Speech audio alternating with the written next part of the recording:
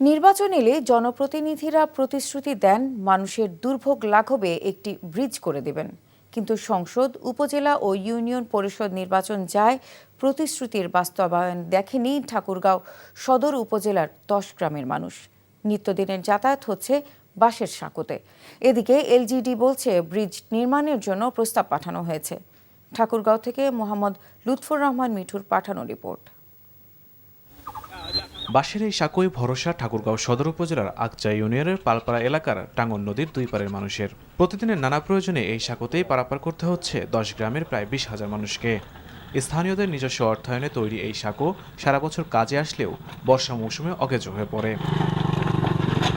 স্থানীয়রা জানায়, বছরের পর বছর জনপ্রতিনিধিরা ব্রিজ নির্মাণের প্রতিশ্রুতি দিলেও বাস্তবায়ন হয়নি। তবে ব্রিজটি নির্মাণ হলে নদীর দুই পারের বাসিন্দাদের জীবনমান পাল্টে যাবে। আমার জীবনে চেঙ্গাই বেলা থেকে শুনতেছি যে ব্রিজটা হবে হবে হবে করতে করতে আমি বুড়া হয়ে গেলাম, কিন্তু ব্রিজ কবে হবে এক আল্লাহ পাক ছাড়া আর মানুষ বলার মানুষ নাই। যাওয়া আসা খুব অসুবিধা, তার জন্য আমরা সরকারের কাছে মনে হয়েছে ব্রিজ চাইছিলাম। বর্ষার সময় আমি যাইতে পারি না। আশ্বাস দেয় কিন্তু আমাদের ব্রিজ হয় না। জেলার কয়েকটি ব্রিজের প্রস্তাবনা পাঠানো হয়েছে। অনুমোদন পেলেই পালপাড়া ব্রিজের কাজ শুরু করা হবে বলে জানান এলজিইডি নির্বাহী প্রকৌশলী। ওই এলাকার লোকের ভোগান্তি হচ্ছে আমরা জানি। আমরা ঊর্ধ্বতন কর্তৃপক্ষের কাছে এই ব্রিজটির ব্যাপারে তথ্য প্রেরণ করছি। প্রকল্পটা জুলাই নাগাদ নাকি পাস হওয়ার সম্ভাবনা আছে। যদি প্রকল্পটা পাস হয় তাহলে আমরা এই ব্রিজটি বাস্তবায়ন করতে পারবো ইনশাল্লাহ।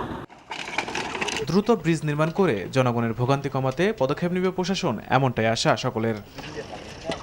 NTV news desk. 15তম সামাজিক ব্যবসা দিবস উপলক্ষে ঢাকার অদূরে সাভারের জিরাবর সামাজিক কনভেনশন সেন্টারে দুদিনব্যাপী অনুষ্ঠানের আয়োজন করা হয়েছে। ইউনুস সেন্টার আয়োজিত অনুষ্ঠানটি আর কিছুক্ষণের মধ্যে উদ্বোধন করবেন অন্তর্বর্তী সরকারের প্রধান উপদেষ্টা অধ্যাপক ডক্টর মোহাম্মদ ইউনুস। সেখান থেকে সরাসরি যুক্ত হচ্ছেন আমাদের স্পেশাল করেসপন্ডেন্ট হাসান মাহমুদ। হাসান, উদ্বোধনী কার্যক্রম কখন শুরু হচ্ছে, আর এই 2 দিনের এই আয়োজনে মূলত কি কি কর্মসূচি থাকছে এবং কারা এতে অংশ নিচ্ছেন জানাবেন আমাদের। ব্যবসা দিবস উপলক্ষে 15তম সামাজিক ব্যবসা দিবস উপলক্ষে রাজধানী থেকে একটু দূরে সাভারের এই জিরাবতে এই অনুষ্ঠান আয়োজন করা হয়েছে এবং 2 দিনব্যাপী এই সম্মেলন বলা চলে, যে সামাজিক ব্যবসা দিবস উপলক্ষে 2 দিনব্যাপী সামাজিক এই ব্যবসা দিবসে 2 দিনব্যাপী এই অনুষ্ঠানে ডক্টর মোহাম্মদ ইউনুস প্রধান উপদেষ্টা তিনি আজকে এই অনুষ্ঠানের উদ্বোধন করবেন এবং এই অনুষ্ঠানের উদ্বোধনের পরেই এটি আসলে 25 এবং বিশেষ করে 27 এবং 28 তারিখ 2 দিনে অনুষ্ঠানটি চলবে এবং সামাজিক ব্যবসা অর্থাৎ সমাজের সমস্যার সমাধানে ব্যবসাকে কিভাবে কাজে লাগানো যায়, অর্থাৎ সামাজিক দায়বদ্ধতার জায়গা থেকে ব্যবসাকে কিভাবে কাজে লাগানো যায়, সেই ধারণাটি আসলে মূলত এই সামাজিক ব্যবসা দিবসের মূল উদ্দেশ্য। এবং ডক্টর মোহাম্মদ ইউনুস মূলত এই সামাজিক ব্যবসা দিবস বা সামাজিক ব্যবসার বিশ্বব্যাপী সামাজিক ব্যবসার যে প্রবর্তন, এটি তিনি প্রবর্তন করেন এবং এর মধ্য দিয়ে সামাজিক ব্যবসার যে প্রসার, সেটিকে তিনি আসলে সামাজিক দায়বদ্ধতার জায়গাতে একীভূত করেছেন। ব্যবসাকে সামাজিক দায়বদ্ধতার জায়গায় কিভাবে ব্যবহার করতে হবে সেইটি আসলে, এবং আগামী 28 তারিখ আগামীকাল ডক্টর মোহাম্মদ ইউনুসের জন্মদিন, সেটিও একটি বিষয়। এবং এই উপলক্ষকে ঘিরে এখানে যে জিরাবর যে সামাজিক কনভেনশন সেন্টার, এখানে কিন্তু নানা ধরনের আয়োজনের অনুষ্ঠানমালার আয়োজন করা হয়েছে। সবচেয়ে বেশি যে অনুষ্ঠান সেটি হচ্ছে যে বক্তব্য, অর্থাৎ সামাজিক ব্যবসার ধারণা নিয়ে বিভিন্ন দেশের প্রতিনিধিরা, বিভিন্ন দেশ থেকে কিন্তু আমরা দেখেছি বিদেশিরা কিন্তু এখানে রয়েছেন এবং বিদেশিরা তাদের বক্তব্য দিবেন এবং তাদের এই সামাজিক ব্যবসা নিয়ে যে ধারণা সেটিকে উপস্থাপন করবেন। পাশাপাশি ডক্টর মোহাম্মদ ইউনুস থাকবেন। এখানে আলোচনার পাশাপাশি রয়েছে সাংস্কৃতিক অনুষ্ঠান থাকবে এবং থাকবে বিশেষ করে সামাজিক ব্যবসার যে ধারণা, এবং বাইরে উন্মুক্ত মাঠ রয়েছে, সেখানে বেচা কেনারও ব্যবস্থা রয়েছে, অর্থাৎ কেনাকাটারও ব্যবস্থা, অর্থাৎ মেলার মতো রয়েছে, সেই মেলার মতো ব্যবস্থাটিও সেখানে রয়েছে। তো সব মিলিয়ে 2 দিনব্যাপী এই অনুষ্ঠানটি চলবে এবং অনুষ্ঠানের বিভিন্ন ধাপে সামাজিক ব্যবসা নিয়ে আলোচনা অব্যাহত থাকবে। আগের সরকার কখনোই সামাজিক ব্যবসা দিবস পালন করতে দেয়নি উল্লেখ করে সবাইকে স্বপ্ন বাস্তবায়নে কাজ করে যাবার আহ্বান জানিয়েছে প্রধান উপদেষ্টা অধ্যাপক ডক্টর মোহাম্মদ ইউনূস। সকালে সাভারের জিরাবো সামাজিক কনভেনশন সেন্টারে 15তম সামাজিক ব্যবসা দিবস উপলক্ষে আয়োজিত দুদিনব্যাপী অনুষ্ঠানের উদ্বোধন করে এসব বলেন তিনি। বলেন 3-0 বিশ্ববিদ্যালয় করতে চাইলেও বিগত সরকার অনুমোদন দেয়নি। তরুণদের ও দারিদ্র মানুষজনের স্বপ্ন বাস্তবায়নে ইউনূস সেন্টার কাজ করে যাচ্ছে বলেও জানান তিনি। 2 দিনব্যাপী এই অনুষ্ঠানের আয়োজন করেছে ইউনূস সেন্টার।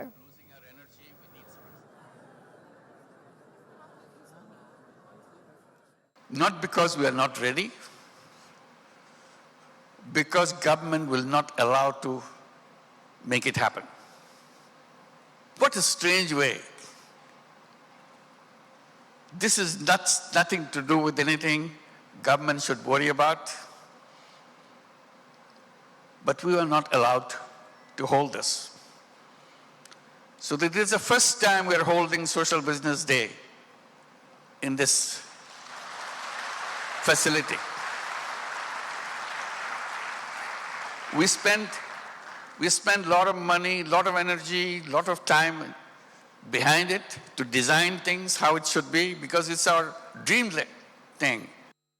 ঈদুল আজহার পর প্রায় 3 সপ্তাহ ধরে বাজারে চালের দাম ঊর্ধ্বমুখী। এ সময় বেশিরভাগ মিনিকেট চালের দাম 5 থেকে 6 টাকা বেড়েছে, যার প্রভাবে অন্যান্য চালের দামও বেড়েছে প্রায় 2 টাকা। এছাড়া বাড়তি সবজির বাজারও। সপ্তাহের বাজার দর জানাতে রাজধানীর মোহাম্মদপুর টাউন হল বাজার থেকে সরাসরি যুক্ত হচ্ছেন স্টাফ করেসপন্ডেন্ট আরাফাত ইসলাম। আরাফাত, আজকের বাজারে চালের দাম কেমন দেখতে পাচ্ছেন, আর অন্যান্য নিত্যপণ্যের দাম নিয়েই বা কি বলছেন ক্রেতা বিক্রেতারা, জানাবেন।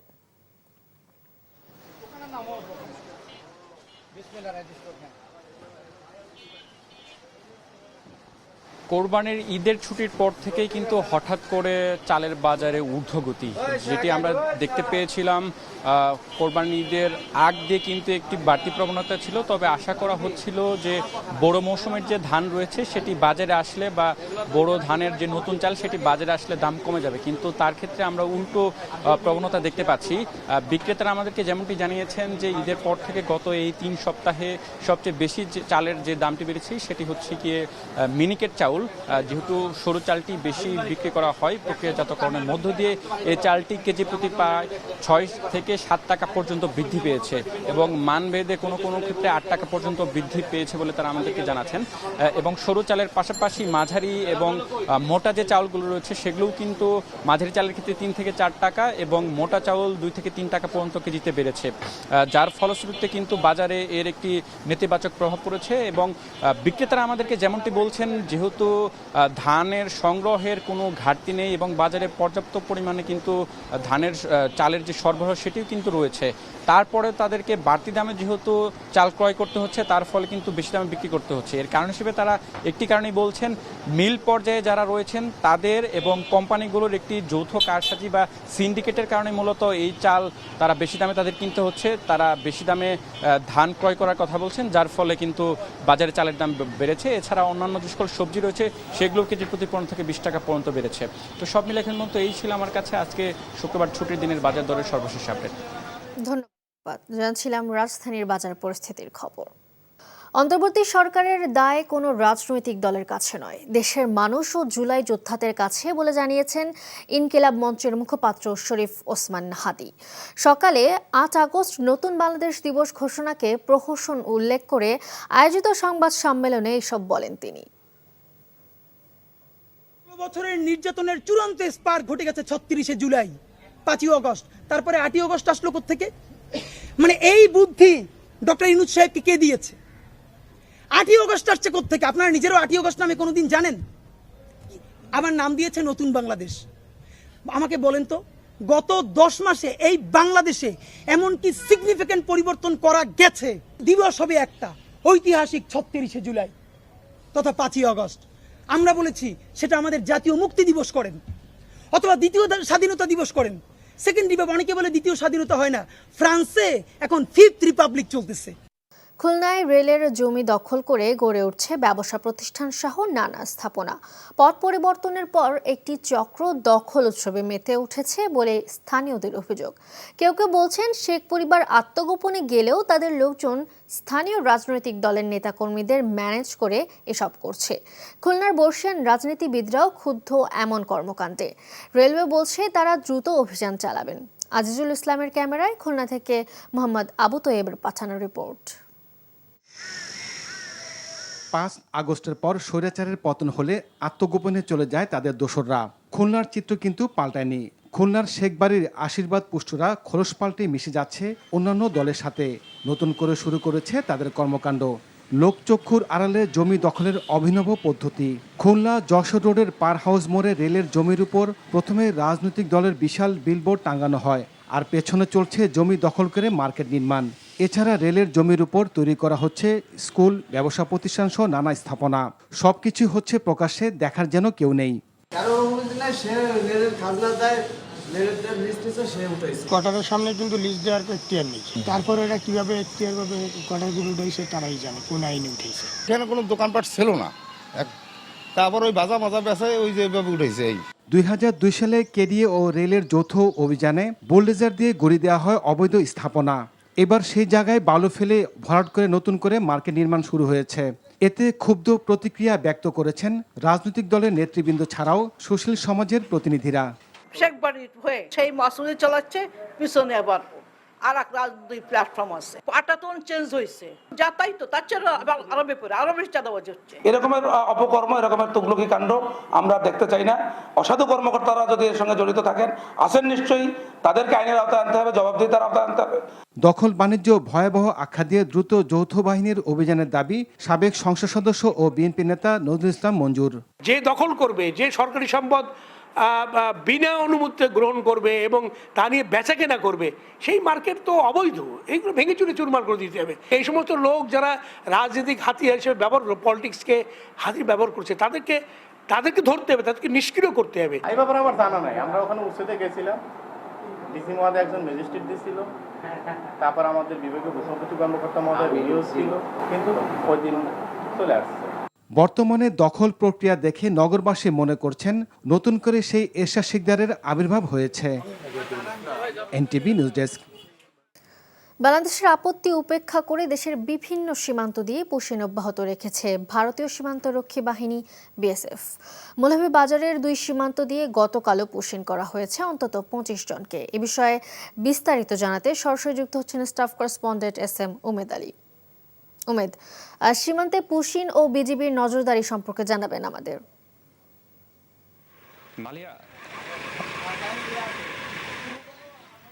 মালিয়া, আসলে আপনি যেমনটি বলছেন, মৌলভীবাজার জেলার 7টি উপজেলার মধ্যে 5টি উপজেলা পড়েছে সীমান্তবর্তী এলাকায় এবং এর তবে ভারতীয় বিএসএফ গত 1 মাস থেকে থেমে থেমে তারা পুশিন করছে। আমরা আজও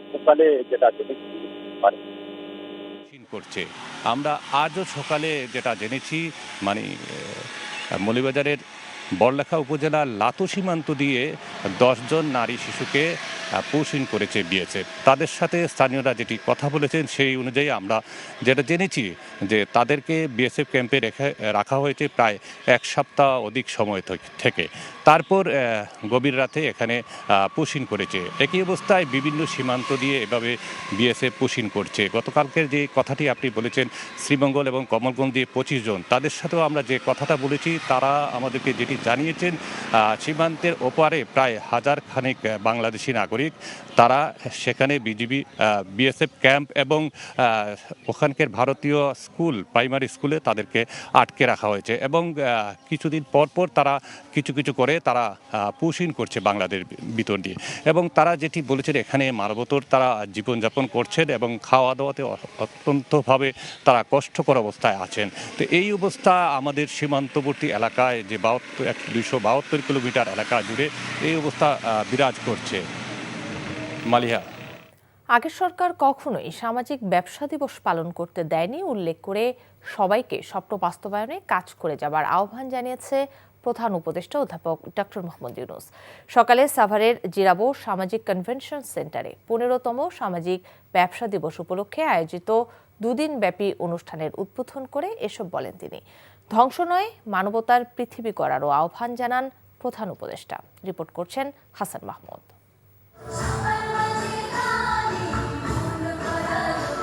সামাজিক ব্যবসার সাথে সংশ্লিষ্ট বিশ্বের 38টি দেশ থেকে আসা অংশগ্রহণকারীদের নিয়ে সাভারের জিরাবো সামাজিক কনভেনশন সেন্টারে ইউনুস সেন্টার আয়োজন করে 15তম সামাজিক ব্যবসা দিবস। দুদিনব্যাপী অনুষ্ঠানের উদ্বোধন করেন প্রধান উপদেষ্টা ডক্টর মোহাম্মদ ইউনূস। বিশ্বব্যাংকের সাবেক প্রেসিডেন্ট, বাংলাদেশে নিযুক্ত জাতিসংঘের আবাসিক প্রতিনিধি সহ সফল ব্যক্তিরা তাদের অভিজ্ঞতার কথা তুলে ধরেন। প্রধান উপদেষ্টা বলেন, অতীতে দেশে সামাজিক ব্যবসা দিবস পালন করতে চাইলেও তাকে তা করতে দেয়নি বিগত সরকার। এমনকি 3-0 পৃথিবী গড়ার যে ধারণা, তা নিয়ে দেশে একটি বিশ্ববিদ্যালয় করার অনুমোদনও মেলেনি। Wondered when we will have our conference here. This was built for Social Business Day. But you couldn't hold that Social Business Day. Not because we are not ready, because government will not allow to make it happen. We are always dreaming about having our own university because education is so core in our thinking. Government will not allow us to set up a university. Doctor Yunus বলেন, সামাজিক ব্যবসার মধ্য দিয়ে যেমন সামাজিক দায়বদ্ধতা তৈরি হবে, তেমনি এর মধ্য দিয়ে শিক্ষা, স্বাস্থ্যসহ বিভিন্ন সেবাকে গ্রামীণ মানুষের দোরগোড়ায় নিয়ে যাওয়া সম্ভব। তাই ধ্বংস থেকে ফিরে মানবিকতার পৃথিবী গড়ার আহ্বান জানান doctor Yunus. You should be moving forward. Instead, you see things getting backward. You thought you got rid of the wars in the world. And you're hoping that now space has come, human being to live in peace. India, Pakistan gets into war. We had the Ukraine going on, and then Iran, US, of course, Israel, Palestine. বিপর্যয় ও ধ্বংসের পথ নয়, উদ্যোক্তা হয়ে স্বপ্নের পথে হাঁটবার পরামর্শ দেন doctor Mohammad Yunus. মানুষ সামাজিক জীব, তাই সমাজের প্রতি সবার ব্যক্তি হিসেবে যে দায়বদ্ধতা, সেই ধারণা থেকেই সামাজিক ব্যবসার ধারণাটি প্রবর্তন করেছেন ডক্টর মোহাম্মদ ইউনূস। তিনি বলছেন, পৃথিবী ধ্বংসের জন্য শুধু নয়, মানবিকতার জন্য উন্মুক্ত করে দিতে হবে। Hasan Mahmud, NTV news, Zirabo, Savar. সরকারি দপ্তরগুলোতে দলের নাম ভাঙিয়ে কোনো আন্দোলন সমর্থন করবে না বিএনপি। অনৈতিক কর্মকাণ্ডে জড়ালে নেওয়া হবে কঠিন ব্যবস্থা বলেও জানিয়েছেন দলটির সিনিয়র যুগ্ম মহাসচিব রুহুল কবির রিজভী।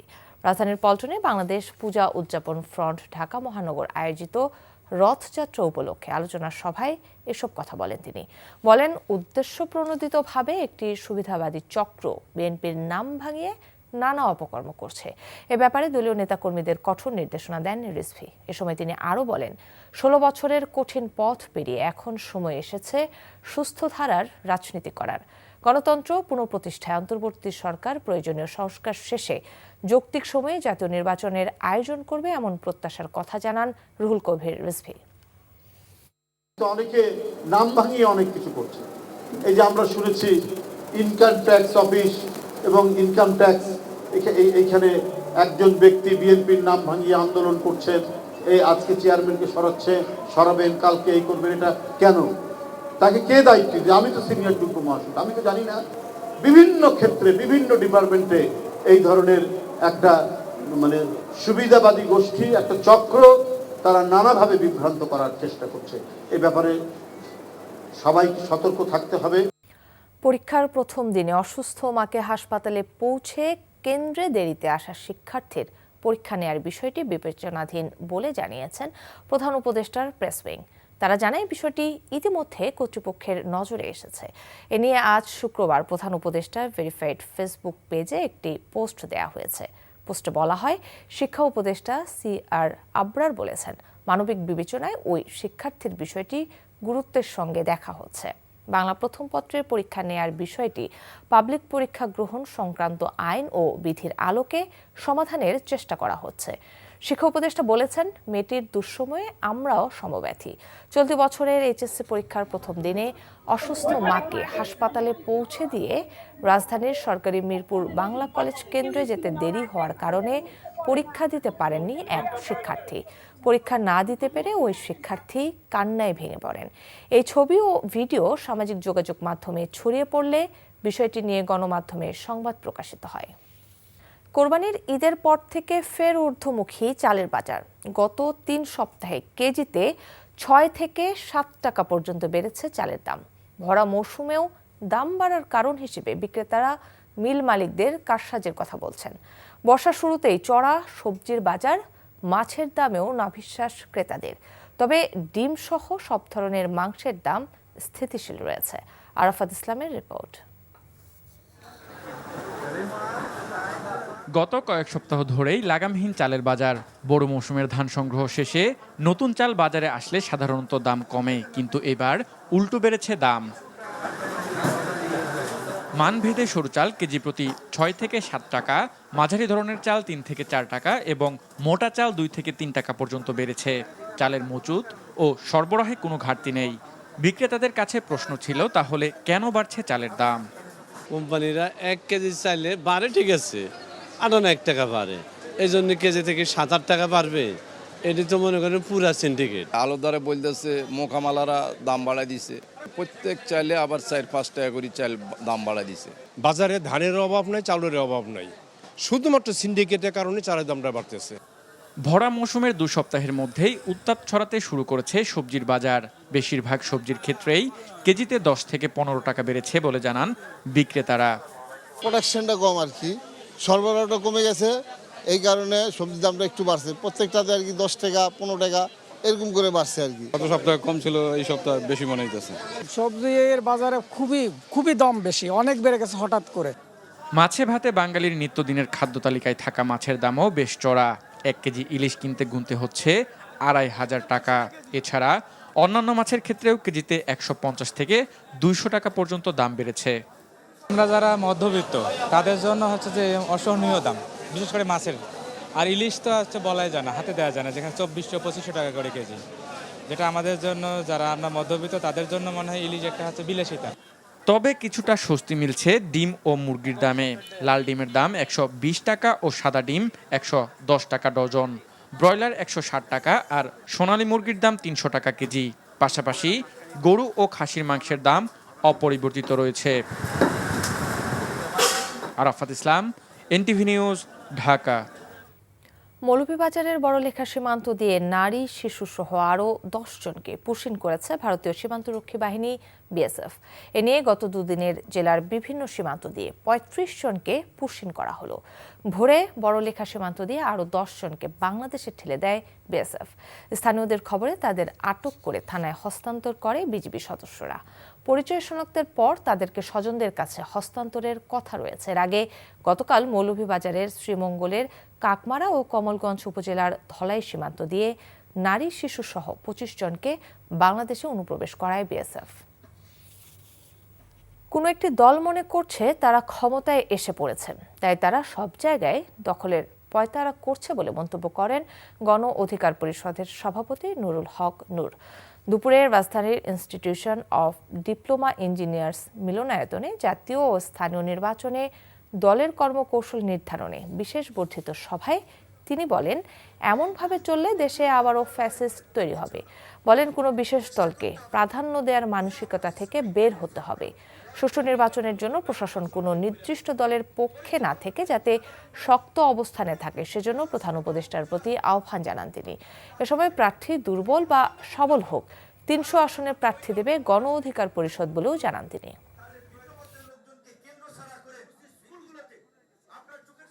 কোনো রাজনৈতিক দল মনে করছে আমরা ক্ষমতা এসে পড়ছি, কাজে তাদের যে আধিপত্য এবং প্রভাব এলাকায় অন্যান্য রাজনৈতিক দলের কর্মকাণ্ডে ব্যাপক ধরনের বাধা বিঘ্ন সৃষ্টি করছে। সামাজিক সুরক্ষামূলক কার্যক্রম আছে, সেটা ওএমএস বলেন, সেটা টিসিবি বলেন, ভিসিএফ বলেন, অধিকাংশ ক্ষেত্রে একটি সুনির্দিষ্ট দলের মাধ্যমে এই সমস্ত কার্যক্রমগুলো সম্পন্ন করা হচ্ছে, বন্টন করা হচ্ছে। তার মানে এইটা কিন্তু ওই বিশেষ দলকে এখনই যেভাবে প্রাধান্য দেওয়া হচ্ছে, এইভাবে প্রাধান্য দেওয়া হলে তো তারা আরেকটা ফ্যাসিবাদ হয়ে উঠবেই। মংলা বন্দরের পশুর নদীর চরে ডুবে গেছে সিমেন্ট তৈরির কাঁচামাল ফ্লাই অ্যাশ বোঝায় একটি কার্গো জাহাজ। ভোরে মংলা নদী ও পশুর নদীর ত্রিমোহনা সংলগ্ন চরে এই দুর্ঘটনা ঘটে। দুর্ঘটনা কবলিত জাহাজ এমভি মিজান 1-এর চালক মোহাম্মদ শওকত শেখ জানান, তাদের জাহাজটি পশুর চ্যানেলে নোঙর করা অবস্থায় ছিল। এমভি কে আলম গুলশান 2 নামের একটি লাইটার কার্গো জাহাজ এমভি মিজান 1 কার্গো জাহাজের উপর উঠিয়ে দিলে কার্গো জাহাজটি ডুবে যায়। ডুবে যাওয়া কার্গো জাহাজটিতে 914 মেট্রিক টন ফ্লাই অ্যাশ ছিল। কলকাতার ভেন্ডেল এলাকা থেকে এই ফ্লাই অ্যাশ বোঝাই করেছিল মিজান 1 জাহাজটি। নারায়ণগঞ্জের বসুন্ধরার ঘাটে যাওয়ার পথে যাত্রাবিরতিকালে মংলা বন্দরে এই দুর্ঘটনা ঘটে। দিনাজপুরে বেড়েছে সব ধরনের চালের দাম। পাইকাররা বলছেন, ধান বেশি মজুত করার কারণে বাজারে কৃত্রিম সংকট সৃষ্টি হয়েছে। দিনাজপুর শিল্প বণিক সমিতির সভাপতি জানিয়েছেন, মিল মালিকদের সাথে আলোচনা হয়েছে 1 সপ্তাহের মধ্যে চালের দাম স্বাভাবিক হয়ে আসবে। দিনাজপুর থেকে ফারুক হোসেনের পাঠানো রিপোর্ট। খাদ্য ভাণ্ডার হিসেবে পরিচিত দিনাজপুর জেলায় 3,71,000 হেক্টর জমিতে ধানের আবাদ হয়ে থাকে। জেলার চাহিদা মিটিয়ে দেশের অন্যান্য জেলায় এই ধান সরবরাহ করা হয়। তবে ঈদুল আজহার পর আকস্মিকভাবে দিনাজপুরে চালের বাজার অস্থিতিশীল হয়ে ওঠে। কেজি প্রতি চালের দাম বেড়েছে 6 থেকে 8 টাকা। নিম্ন আয়ের ও খেটে খাওয়া মানুষ চাল কিনতে গিয়ে বিপাকে পড়ছেন। আমাদের ব্যবসায়ী জীবন আজকে 30-35 বছর ধরে ব্যবসা করতেছি, এরকম কোনোদিনও দেখিনি যে ধান ওঠার পরে এত দাম। তো এই দাম বাড়ার কারণে আমাদের বেচা বিক্রিও কমে গেছে। কৃষকরা বলছেন, তারা ধানের ন্যায্য মূল্য পাচ্ছেন না। সার, কীটনাশক সহ ধানের উৎপাদন ব্যয় বেড়ে গেছে জানিয়ে ধান বিক্রি করে তাদের খুব একটা লাভ হচ্ছে না বলেন তারা। ধান বিক্রি করিয়া পোষায় না, যে বীজের দাম আর সারের দাম গৃহস্থর পোষায় না, সেই হিসাবে ধানের দাম আরো দরকার আছে। দিনাজপুর চেম্বারের সভাপতি বলেছেন, আগামী 1 সপ্তাহের মধ্যে চালের দাম কিছুটা কমবে। এই ব্যাপারে মিল মালিকদের সাথে আলোচনা হয়েছে। বর্তমানে হাট বাজারে ধানের আমদানি কমে গেছে। মিলারদের চাহিদা মোতাবেক হাটে ধান আমদানি কম হচ্ছে, সেই কারণে চালের দাম কিছুটা বেড়েছে। আগামী সপ্তাহে আশা করছি যে চাউল কিছুটা দাম কমবে। এদিকে ভোক্তা অধিকার সংরক্ষণ অধিদপ্তর চালের দাম কমানোর জন্য চালের বাজারে অভিযান শুরু করেছে। NTV news desk. বাংলাদেশে যাতে আর কোনোদিন ফ্যাসিবাদের জন্ম না হয় সেদিকে লক্ষ্য রাখতে জনগণের প্রতি আহ্বান জানিয়েছেন জামায়াতের আমির ডাক্তার শফিকুর রহমান। দুপুরে মৌলভীবাজার জেলার কুলাউড়ায় সম্প্রতি হত্যাকাণ্ডের শিকার 10ম শ্রেণীর স্কুল শিক্ষার্থী নাফিজা জান্নাত আঞ্জুমের বাড়িতে গিয়ে পরিবারের সদস্যদের সাথে দেখা করে সাংবাদিকদের তিনি একথা বলেন। দলগুলোকে নিজের স্বার্থ না দেখে দেশের স্বার্থ দেখারও আহ্বান জানান তিনি। পরে জেলা জামায়াতের সাবেক আমির মরহুম দেওয়ান সিরাজুল ইসলামের পরিবারের সাথে সাক্ষাৎ শেষে তার কবর জিয়ারত করেন। জামায়াতের কেন্দ্রীয় সহকারী সেক্রেটারি জেনারেল অ্যাডভোকেট এহসানুল মাহবুব জুবায়ের, জেলা জামায়াতের আমির ইঞ্জিনিয়ার শাহেদ আলী এ সময় তার সাথে ছিলেন। রাজনীতি বাংলাদেশের যেন স্বচ্ছ হয়, সুন্দর হয়। আগামীর রাজনীতিটা যেন আবার ফেসিবাদের কোনো জন্ম না দেয়, বরঞ্চ জনপ্রত্যাশা যেন পূরণ হয়। এই ব্যাপারে রাজনৈতিক দল যারা আছেন তারা যেন সত্যিকার অর্থে মুখে যেভাবে বলেন সেইভাবে দলের স্বার্থের ঊর্ধ্বে উঠে দেশ এবং জাতির স্বার্থকে আমরা সবাই দেখতে পারি। গোপালগঞ্জ সদর উপজেলা পরিষদের সাবেক চেয়ারম্যান কামরুজ্জামান ভূঁইয়া লুটুলকে গ্রেফতার করা হয়েছে। চীন থেকে ফেরার পর বৃহস্পতিবার রাতে হযরত শাহজালাল আন্তর্জাতিক বিমানবন্দর ইমিগ্রেশন পুলিশ তাকে গ্রেফতার করে। আজ তাকে গোপালগঞ্জ সদর থানায় হস্তান্তর করা হয়। গোপালগঞ্জের ঘোনাপাড়ায় কেন্দ্রীয় স্বেচ্ছাসেবক দলের ক্রীড়া সম্পাদক শওকত আলী দিদার হত্যা মামলায় তাকে গ্রেফতার করা হয়েছে বলে জানান গোপালগঞ্জ সদর থানার অফিসার ইনচার্জ মীর মোহাম্মদ সাজিদুর রহমান। গত 30 এপ্রিল ব্যবসায়িক কাজে তিনি বাংলাদেশ থেকে চীনে যান। 2 মাস পরে বৃহস্পতিবার রাতে দেশে আসেন লুটুল। কুষ্টিয়ায় মহাসড়কে দুর্ঘটনায় প্রাণহানি রোধে শহরের মঙ্গলবাড়িয়া বাজারে স্পিড ব্রেকার নির্মাণের দাবিতে সড়কে অবরোধ করে মানববন্ধন ও বিক্ষোভ করেছে এলাকাবাসী। দুপুরে মঙ্গলবাড়িয়া বাজারের কুষ্টিয়া পাবনা মহাসড়কে অনুষ্ঠিত কর্মসূচিতে বক্তারা বলেন, সড়কে স্পিড ব্রেকার না থাকায় বাজারের প্রায়ই সড়ক দুর্ঘটনায় হতাহতের ঘটনা ঘটছে। এই ব্যাপারে সংশ্লিষ্ট কর্তৃপক্ষকে বারবার বলা সত্ত্বেও কোনো সুরাহা হচ্ছে না। মানুষের প্রাণহানি রোধে তারা অবিলম্বে মহাসড়কের উভয় পাশে স্পিড ব্রেকার নির্মাণের দাবি তোলেন। অন্যথায় আরও কঠোর কর্মসূচি দেয়া হবে বলেও হুঁশিয়ারি দেন তারা। সিরাজগঞ্জের শাহজাদপুরে শ্রমিকদের মহাসড়কে চাঁদাবাজি সহ পাবনা শ্রমিকদের মারধরের প্রতিবাদে পাবনা ঢাকা রুটে অনির্দিষ্টকালের জন্য বাস ধর্মঘট চলছে। ধর্মঘটের ফলে পাবনার বিভিন্ন স্থানে ঢাকাগামী মানুষের দুর্ভোগ চরমে পৌঁছেছে। অনেকে পরিবার নিয়ে এসে বাস না পেয়ে বাড়ি ফিরে যাচ্ছেন।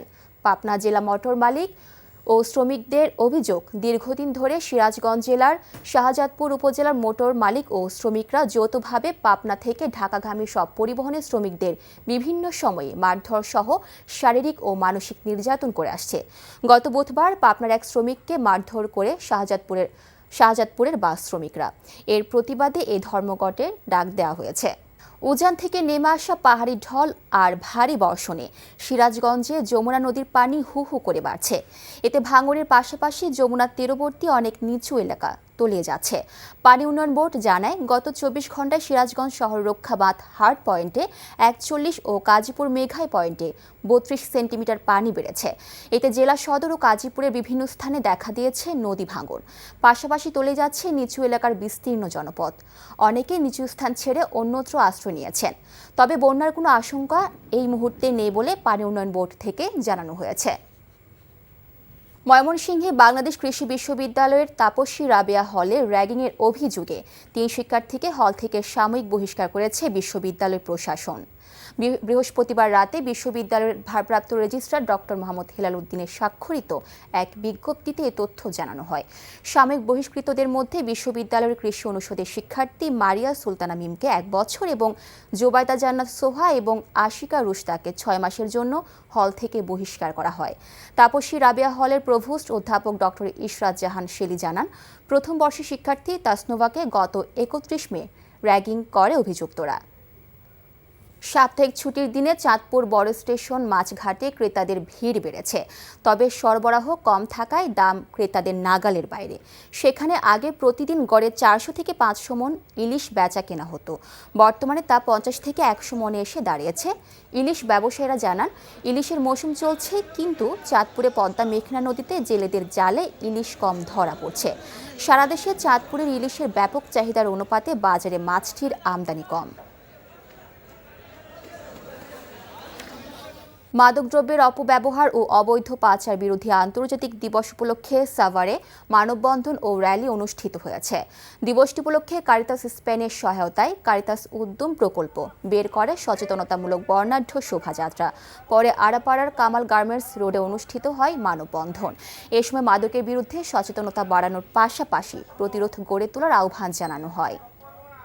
বিএনপি কেন্দ্রীয় নির্বাহী কমিটির স্বেচ্ছাসেবক বিষয়ক সম্পাদক মীর শরফত আলী সপু বলেছে, স্বৈরাচারের আমলে 3.5 কোটি যুবক ভোট দিতে পারেনি, তাই তারা অপেক্ষায় আছেন কবে নিজের ভোট নিজে দিতে পারবেন। সকালে মুন্সিগঞ্জে শ্রীনগর উপজেলার শমসপুর সরকারি প্রাথমিক বিদ্যালয় বিএনপির ভারপ্রাপ্ত চেয়ারম্যান তারেক রহমানের সহধর্মিণী ডাক্তার জুবাইদা রহমানের জন্মদিন উপলক্ষে বৃক্ষরোপণ কর্মসূচি শেষে সাংবাদিকদের এ কথা বলেন তিনি। বিএনপির সিনিয়র নেতারা এ সময় তার সাথে ছিলেন। বগুড়ায় সদর থানা বিএনপির যুগ্ম সাধারণ সম্পাদক এখলাস ও তার সমর্থকদের বাড়ি ঘরে হামলা ও ভাঙচুরের ঘটনায় অভিযুক্তদের গ্রেফতারের দাবি জানিয়েছে এলাকাবাসী। সকালে শাখারিয়া ইউনিয়নের 5 বাড়িয়া সড়কে অনুষ্ঠিত মানববন্ধন থেকে তারা এ দাবি জানান। বক্তারা বলেন, পরিকল্পিতভাবে আওয়ামী লীগের দোসররা সদর থানা বিএনপির যুগ্ম সাধারণ সম্পাদক এখলাস ও তার সমর্থকদের বাড়ি ঘরে ভাঙচুর করেছে, তাই দ্রুত অভিযুক্তদের গ্রেফতারের দাবি জানান। অস্ট্রেলিয়া সহ আন্তর্জাতিক বিশ্বে পর্যটন এবং শিক্ষার্থীদের সুবিধা দিতে হয়ে গেল Australian expo 2025। Executive study abroad এই প্রদর্শনীর আয়োজন করে। রাজধানীর অভিজাত হোটেলে আয়োজিত এই প্রদর্শনীতে অস্ট্রেলিয়ার বিখ্যাত মোনাস ম্যাককুয়েরি এডিলেড সহ 30টি বিশ্ববিদ্যালয়ের পড়াশোনার বিষয়ে তথ্য ও সহায়তা দেওয়া হচ্ছে। এর বাইরে বাংলাদেশিদের অস্ট্রেলিয়া সহ বিভিন্ন দেশে পর্যটন ভিসায় অংশ নিতেও সহায়তা করা হবে। এই এক্সপোর মাধ্যমে স্কলারশিপ প্রাপ্তি ও স্পট অ্যাসেসমেন্টের মাধ্যমে ভর্তি করানো হবে বাংলাদেশি শিক্ষার্থীদের। পরিবেশ দূষণ রোধে জনসচেতনতা বাড়াতে খুলনায় বর্ণাঢ্য এক সাইকেল র্যালির আয়োজন করা হয়েছে। জার্মানির সহযোগিতায় এবং রূপান্তরিত সুন্দরবন প্রকল্পের আওতায় সকালে এই সাইকেল র্যালি বের করা হয়। র্যালিটি নগরীর শিববাড়ি মোড় থেকে শুরু হয়ে নগরীর গুরুত্বপূর্ণ সড়ক প্রদক্ষিণ করে আবার শিববাড়ি মোড়ে এসে শেষ হয়। প্রধান উপদেষ্টা ও প্রধান নির্বাচন কমিশনারের বৈঠকের বিষয়গুলো জনগণের সামনে উত্থাপনের দাবি জানিয়েছেন বিএনপির স্থায়ী কমিটির সদস্য সালাউদ্দিন আহমেদ। বিকেলে গুলশানে নিজ বাসায় সাংবাদিকদের সাথে মতবিনিময়ে এসব কথা বলেন তিনি। জানান, বিএনপির ধারণা ফেব্রুয়ারিতে নির্বাচন আয়োজন বিষয়ে আলোচনা হয়েছে তাদের মাঝে। দলটি মনে করছে নির্বাচন সংক্রান্ত প্রস্তুতি সেপ্টেম্বরের মধ্যেই নেওয়া সম্ভব। তিনি আরও বলেন, দেশের বর্তমান প্রেক্ষাপটে স্থানীয় সরকার নির্বাচন আয়োজনের সুযোগ নেই। এছাড়া জাতীয় নির্বাচন নিয়ে প্রায় সব দল একমত বলেও মন্তব্য করেন সালাউদ্দিন আহমেদ। নির্বাচনে সরকার নিরপেক্ষতা বজায় রাখবে এমন প্রত্যাশা জানান তিনি। আমরা আশা করেছিলাম হয় প্রধান উপদেষ্টার কার্যালয় থেকে অথবা প্রধান নির্বাচন কমিশনারের পক্ষ থেকে প্রেসকে কিছু জানানো হবে, কি বিষয়ে আলাপ হলো, কি বিষয়ে বৈঠক হলো। আমরা চাই অন্তর্বর্তীকালীন সরকার তার নিরপেক্ষতা বজায় রাখবেন, স্বচ্ছতা বজায় রাখবেন।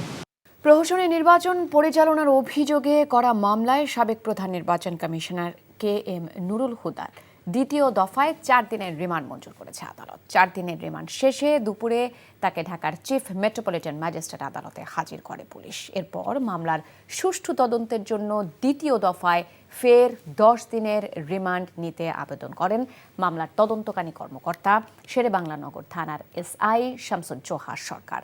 শুনানি শেষে ঢাকার মেট্রোপলিটন ম্যাজিস্ট্রেট আওলাদ হোসাইন মোহাম্মদ জোনায়েদ তার 4 দিনের রিমান্ড মঞ্জুর করেন। এর আগে 22 জুন রাজধানীর উত্তরা এলাকা থেকে তাকে গ্রেপ্তার করা হয়। স্বরাষ্ট্র উপদেষ্টা অবসরপ্রাপ্ত লেফটেন্যান্ট জেনারেল জাহাঙ্গীর আলম চৌধুরী বলেছেন, দেশের আইন শৃঙ্খলা পরিস্থিতি আগের চেয়ে অনেক উন্নত হয়েছে এবং জনসাধারণের সহযোগিতা পাওয়া গেলে আরও উন্নত হবে। পাশাপাশি মব সন্ত্রাসের বিরুদ্ধেও সরকার কঠোর ব্যবস্থা নেয় তা কমে এসেছে। বিকেলে ঢাকার ধামরাইয়ের 400 বছরের ঐতিহ্যবাহী শ্রী শ্রী যশোমাধব দেবের রথযাত্রা উদ্বোধনের সময় এসব কথা বলেন তিনি। বলেন, অন্তর্বর্তীকালীন সরকার বৈষম্যহীন এবং মানবিক বাংলাদেশ গড়ার লক্ষ্যে নিরলসভাবে কাজ করে যাচ্ছে। এর আগে স্বরাষ্ট্র উপদেষ্টা পায়রা উড়িয়ে ও আয়োজকদের হাতে রথ টানার দড়ি তুলে দিয়ে রথযাত্রার উদ্বোধন করেন। দীর্ঘদিনের বৈষম্য আর অনিয়ম দূর করে দেশে স্থায়ী শান্তি প্রতিষ্ঠা করাই এই সরকারের মূল লক্ষ্য। দেশে আইন শৃঙ্খলা পরিস্থিতি আগের চেয়ে অনেক উন্নত হয়েছে। সাধারণ জনগণের সহযোগিতা পেলে এটা আরো ভালো পর্যায়ে নিতে পারবো বলে আমি আশা করি। চরমপন্থী সংগঠনের সাথে সম্পৃক্ততার অভিযোগে 36 বাংলাদেশিকে আটক করেছে মালয়েশিয়ার পুলিশ। মালয়েশিয়ার সংবাদ মালে মেইলরের এক প্রতিবেদনে বলা হয়, গ্রেপ্তার 36 জনের মধ্যে 5 জনের বিরুদ্ধে সন্ত্রাসবাদের সঙ্গে জড়িত থাকার প্রমাণ পাওয়া গেছে। তাদের বিরুদ্ধে সেশন কোর্টে অভিযোগ গঠন করা হয়েছে। বাকি 31 জনের মধ্যে 15 জনকে নিজ দেশে ফেরত পাঠানোর নির্দেশ দেওয়া হয়েছে, আর বাকি 16 জনের বিরুদ্ধে আরও তদন্ত চলছে। তাদের এই চরমপন্থী আন্দোলনের সঙ্গে জড়িত থাকার বিষয়ে খতিয়ে দেখা হচ্ছে। মালয়েশিয়ার স্বরাষ্ট্রমন্ত্রী সাইফুদ্দিন জানান, পুলিশ 24 এপ্রিল থেকে সেলাঙ্গর ও জোহরে 3 ধাপে পরিকল্পিত নিরাপত্তা অভিযান শুরু করে অভিযুক্তদের গ্রেপ্তার করে। গঠনতন্ত্র পরিবর্তন না হলেও বিসিবি নির্বাচন যথাসময়ে হবে বলে প্রত্যাশা যুব ও ক্রীড়া উপদেষ্টার। এর মধ্যে গঠনতন্ত্র পরিবর্তন করার উদ্যোগ নেওয়া হলেও সকল অংশীদারদের মতামত নেওয়া হবে বলে জানিয়েছেন তিনি।